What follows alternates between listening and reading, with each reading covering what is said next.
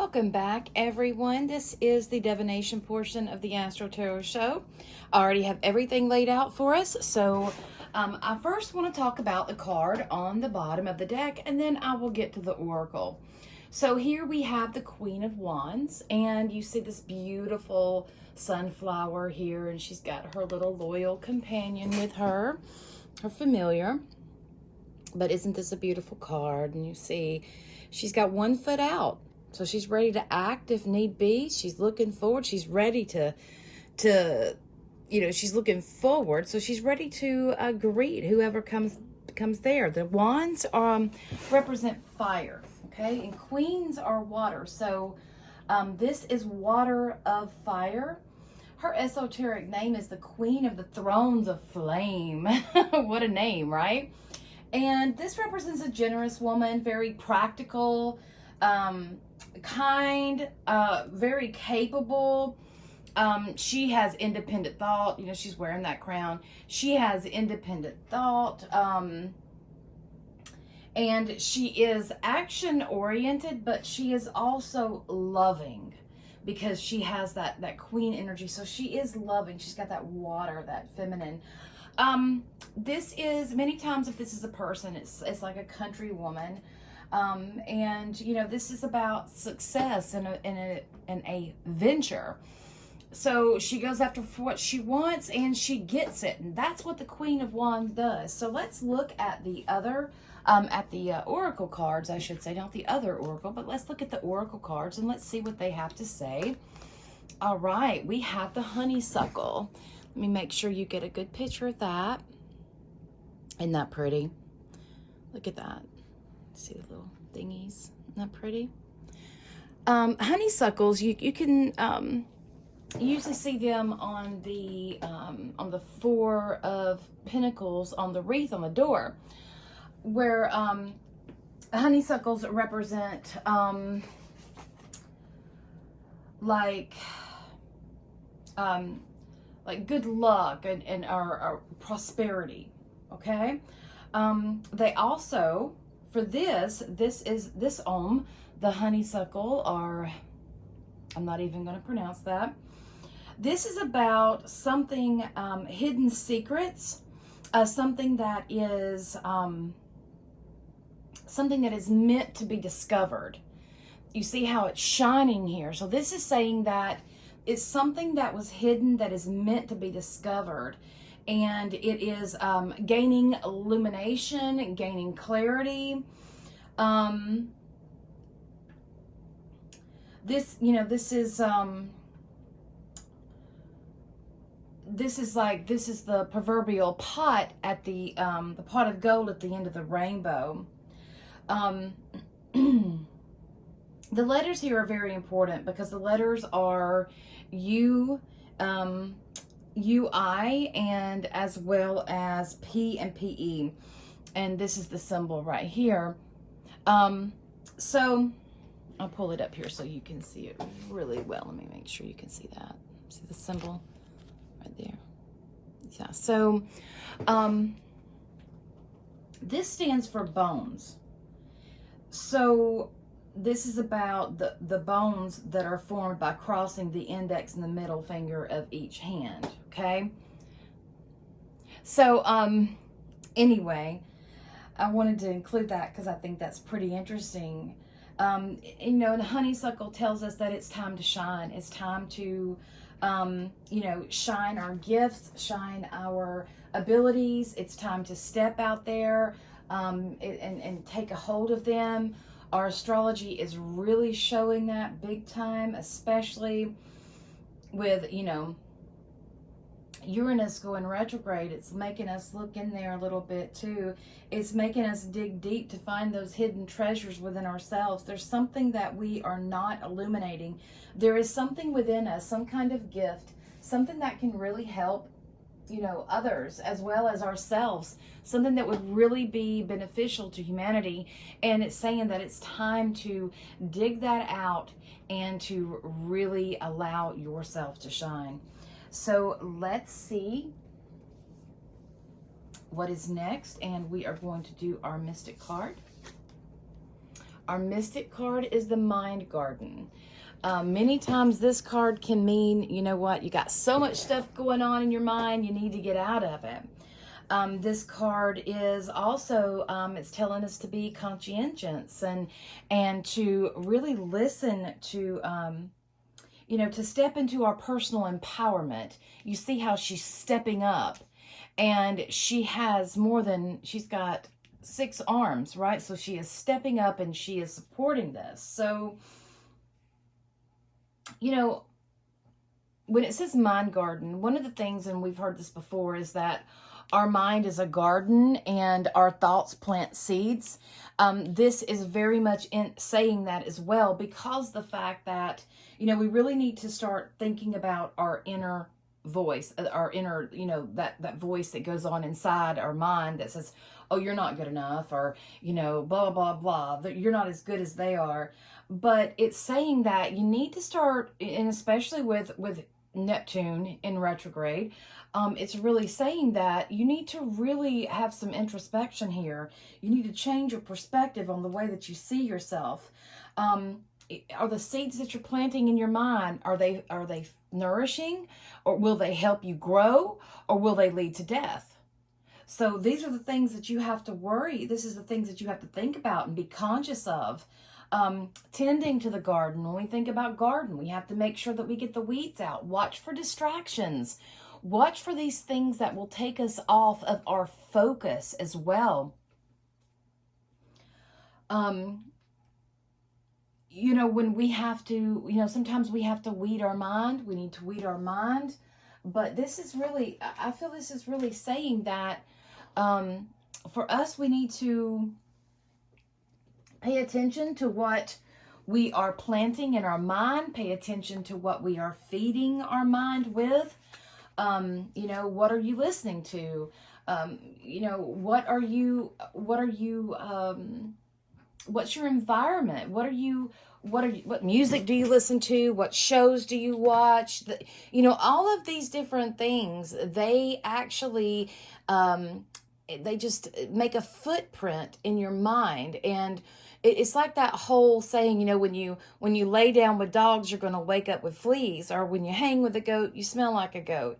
It's that sort of thing. So we have to be very conscious if we're trying to grow something and we're trying to do something in our life, and we are around those that don't really support that, you know, don't really, oh, that's too hard for you to do, or why would you even want to do that?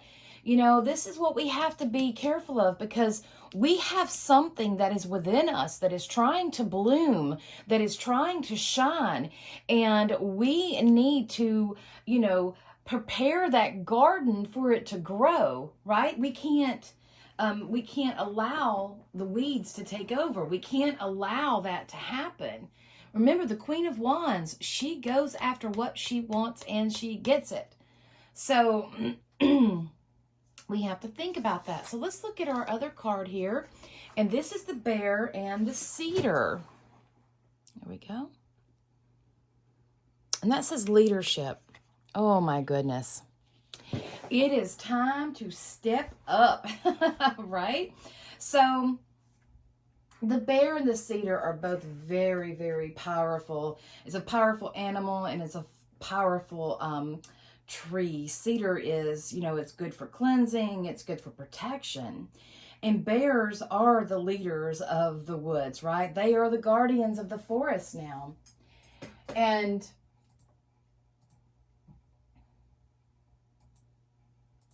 so this is saying that, you know, this with the cedar, it's like, you know, cedar is also healing, cleansing, like I said.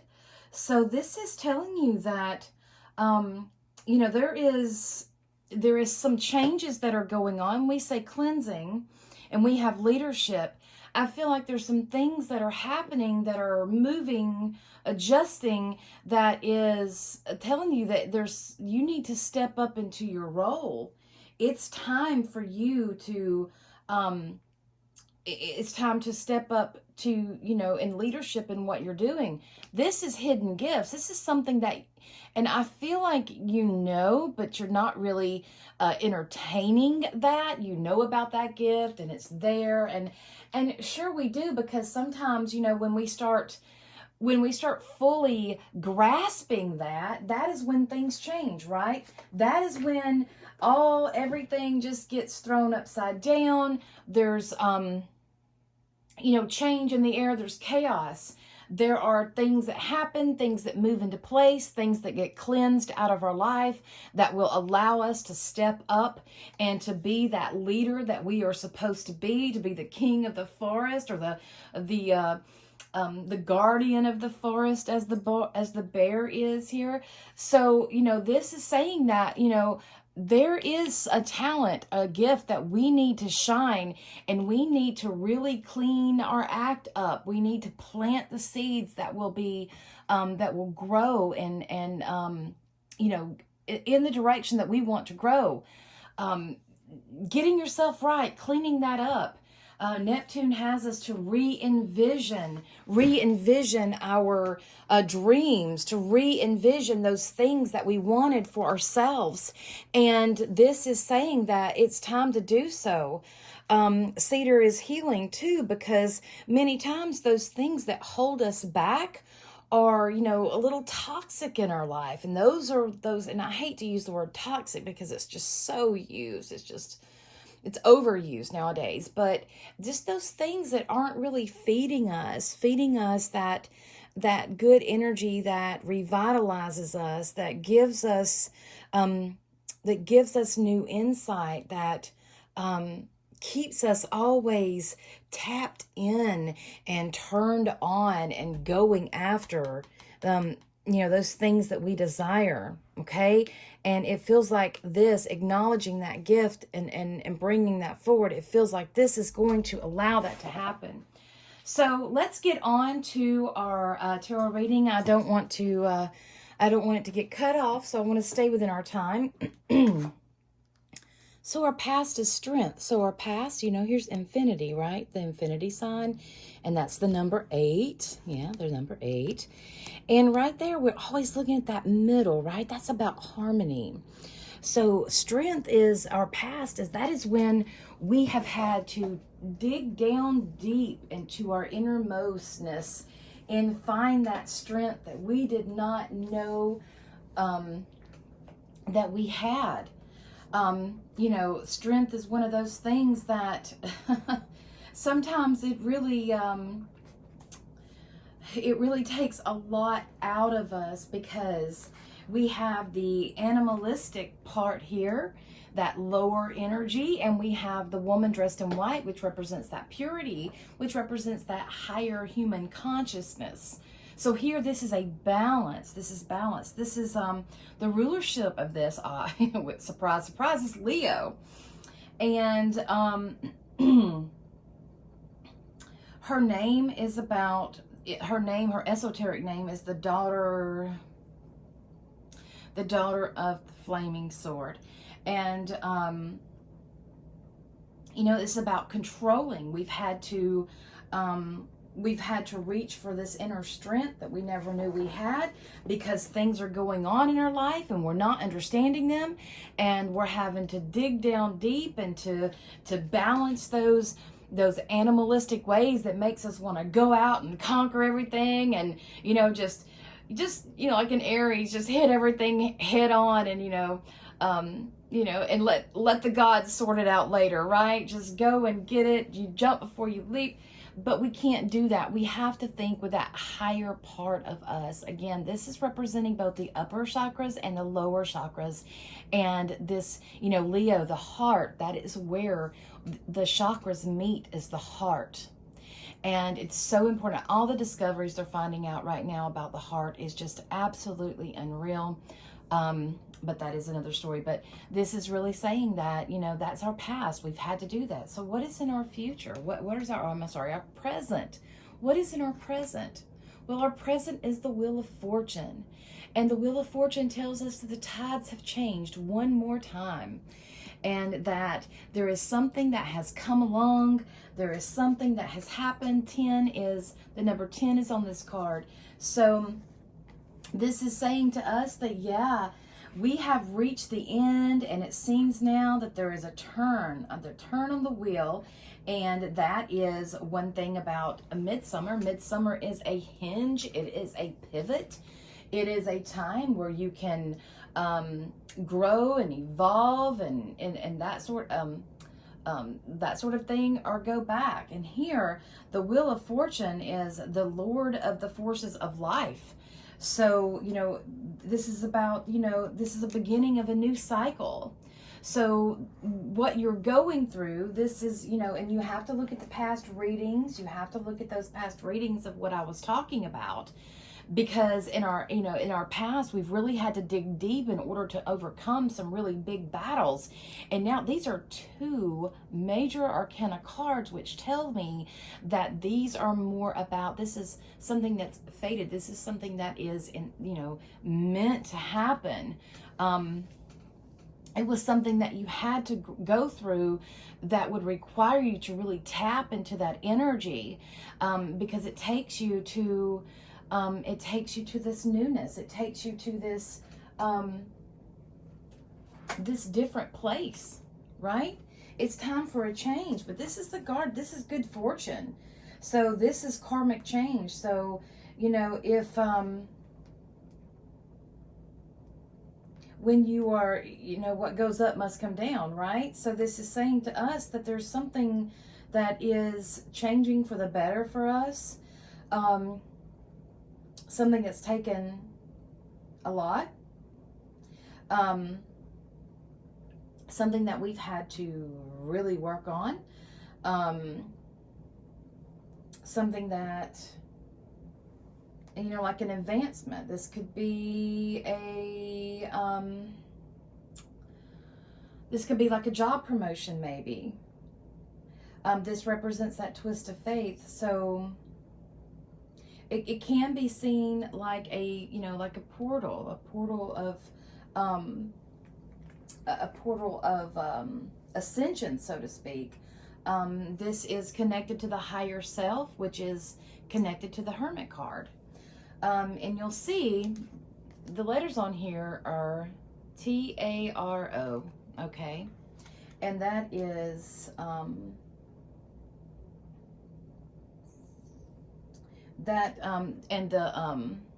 the Hebrew letters on here, those represent the secret name of God, which is Yod-Heh-Vah-Heh. So Yod-Heh-Vah-Heh, that's supposed to be the secret name of God. So tarot represents the esoteric motto, and it's like Rota, Tarot, Orat, Toro, Ator.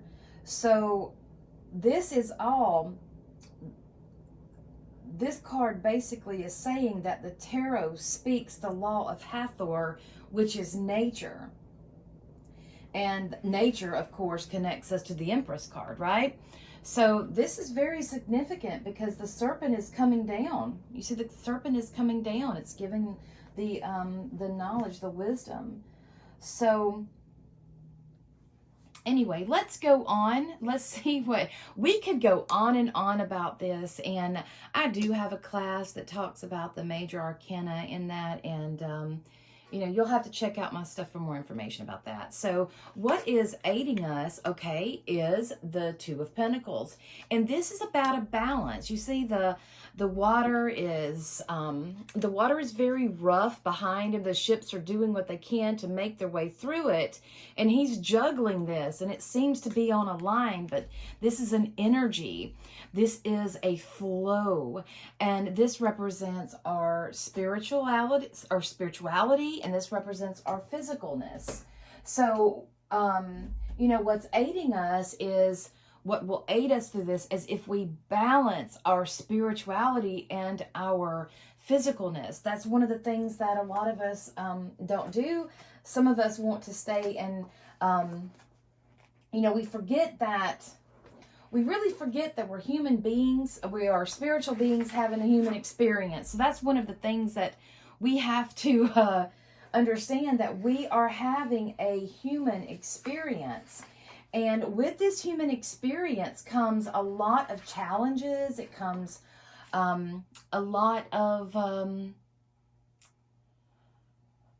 ways that we have to learn how to work the energy harmoniously, right? This is an energy. The Two of Pentacles, this is about flux, like change, constant, the constant change, and it's about a change in, it's a change in something that needs to be handled. So through here, this that we went through, that we had to dig deep to find our strength. And if you look at last week's reading, it was pretty intense, because these energies have been pretty intense. And we had to dig from that. This has given us a change. We are having a little twist of faith here. And this card is saying, what is helping us, what is aiding us, is, learning to handle things in a balanced way. I will say, when Pentacles show up, Pentacles are about our material. It's about money. It's about our material possessions. So I would say, balance your money. Balance your money between those things that, your desires and reality. So that's what's going on. You're able to keep that harmony. And the more that you're able to keep that harmony, the better this flow will be, because you're learning to work. Life ebbs and wanes, right? If you look at the tide, I live in the marsh, and I can watch as the tides come in, and it's not subtle. It's like right? It's like all of a sudden there's a little bit of water there. And when you live in a marshy area, it's very different from just watching a river rise and fall. When you're in the marsh, it like creeps up, because the water comes from underneath as well. And it's saying that these changes, at 1 minute the tide is high, and the next minute it's low, and there's bare land. So we have to understand the harmony in between that flow of energy, that give and that take, that the ingress and the degress. So let's look at our worries. Our worries is the Six of Cups. Now, the Six of Cups is also about number 6 is about a give and take of energy, but this draws us to our past. And this is, you see children, and this is taking us back, is connecting us to a past. Maybe when we were children, we are remembering when things were really good and really sweet. And this is saying that don't get stuck in the past, because you learn from your past, yes, but this is a worry too of not, you don't want to make the same mistakes that you once made. So learn from them. Learn the gift and give and take, and learn that flow. Again, we're connected to flow. We are connected to flow again. So this is our environment. Our environment is the Seven of Wands. I'm going to pull this up a little bit, and the number 7 is a seeker, okay? That is the seeker, finding the truth no matter what. And when we go out there and we try to find the truth no matter what, sometimes we create enemies, right? So we see these wands coming up, and he's defending himself. He is standing up there. He is king of the mountains, so to speak. It's a little shiny. You can't really see it. He's king of the mountains, so to speak, right? And this is about, the environment may be one where you're really having to stand up for what you believe, to stand up for what you want. You're going to have to defend that, to really, and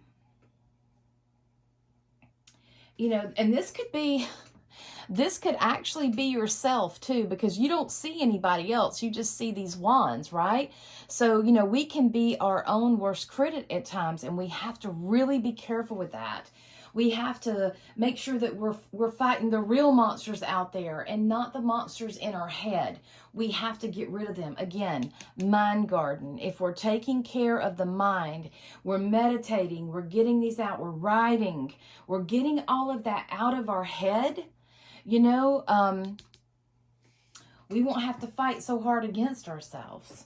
So our advice is the Seven of Cups. So the Seven of Cups tells us that, you know, there's many things that are before us, and there'll be many things that come to fancy us, right? But we need to make a choice at which way we want to go. A lot of people like to sit on the sidelines or I would say sit on the fence and just kind of go back and forth in between. Now I believe this, I believe that. And, you know, that's not good when you're talking about energy. That's stagnant energy. That's not growing energy. And when you decide that, you know, yes, this is what I want, this is where I want to go, you then put that energy behind that. That is energy behind action, right? And you're saying, I am going to do this. And then you begin making those choices to do that. That's in alignment with that which you want. And it takes some time. You know, maybe you do need to have some meditation and clear out that clutter in your mind and get clear. And this is definitely saying, this is a number 7. So it's about seeking. What is it that you want? Which path is it that you want to go? Because you've got something right here that's really is burning to be shown. And, you know, this is leadership. It's time for you to step up. This is very much saying that, you know, you need to make the choices that you need to make, or just, you know, get out of the way and let somebody else do it. I mean, you know, you either do it or get off the pot, right? So our outcome is the Tower. Now, the wonderful Tower card that tells us that change is inevitable.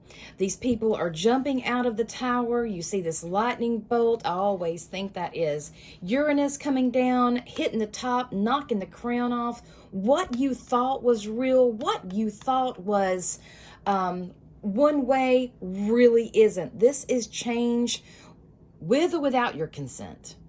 So this is saying that, and this is where Pluto comes in. Pluto will destroy in order to create. And this is exactly what's going on. The Tower card is telling you that, you know, what you have built your house upon is not strong foundation. There's some stuff missing here. There's things that aren't quite right. It is very much time for you to, you know, let go of everything that is not working, that is not going right, that is not in alignment with that which you want. It's time to let that go and to release that. It's crumbling. Those things that are falling away, let them fall away. There's nothing wrong with that. Nothing wrong with that at all. The Tower is about change and conflict, disruption. This is, you know, an overthrow of an existing way of life. So, and this is, you know, also our actions have, you know, our actions do have results, okay? Our actions do have results in that. I've got just a little bit more, and let's see what oracle we have. But, you know, understand that the decisions you make today will benefit you in days to come. Not just tomorrow and not just the next day, but it will affect you in days to come. And that's too many that fell out, and I'm not going to do that. I'm just going to go ahead and go. And let's pick a card here. Okay, the waning gibbous is count your blessings. Yes, be very, very happy for those things that you have. You know, of course, we always should live in gratitude. We always should live in, you know, thank you for the blessings, right? And then we have Coven, power of sisterhood. So that is a suggestion as well. If you need help, gather with those like-minded people and let them help you. Let them help you figure out stuff, you know, be a sounding board for you. connect with those people of like mind. So that is the reading for the week. I hope you enjoyed it. There's a lot of energy. There's a lot of change, a lot of major arcana that is saying, hey, it is time. It is time. And our destinies are fixing to switch signs. So yeah, I'll see you all next week. Merry part till we merry meet again.